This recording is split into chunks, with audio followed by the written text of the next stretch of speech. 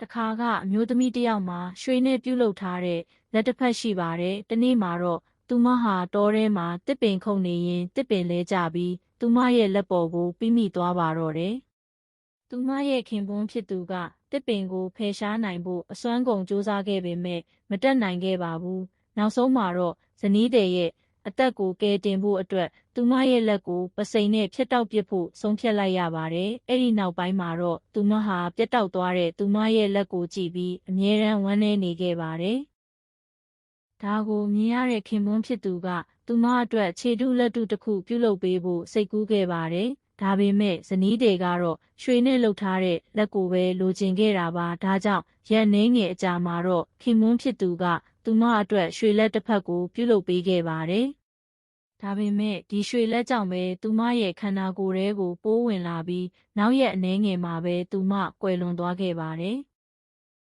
သူမမသေဆုံးခင်မှာသူမရဲ့ရုပ်အလောင်းကိုရွှေလက်နဲ့အတူမြုပ်နှံပေးဖို့ခင်ပွန်းဖြစ်သူကိုဂတိတောင်းခဲ့တဲ့အတိုင်းခင်ပွန်းဖြစ်သူကလည်းဂတိအတိုင်းလှုပ်ဆောင်ပေးခဲ့ပါတယ်။နှစ်အနည်းငယ်ကြာတဲ့အခါမှာတော့ခင်ပွန်းဖြစ်သူဟာအလွန်ဆင်းရဲသွားပြီးအသက်ဆက်ဖို့အတွက်ပတ်စံလိုအပ်လာပါတယ်။ဒါကြောင့်သူဟာဇနီးတဲ့ရဲ့ကူကိုသွားပြီးမြေချင်းကိုပြန်တူးပါတော့တယ်။သူကရွှေလက်ကိုယူလိုက်တဲ့အချိန်မှာပဲဇနီးတဲ့ရဲ့မျက်လုံးတွေဟာရုတ်တရက်ပွင့်လာခဲ့ပါတယ်။ဒါပေမဲ့သူကအရေးမစိုက်ပဲရွှေလက်ကိုအိမ်ကိုယူလာခဲ့ပါတယ်။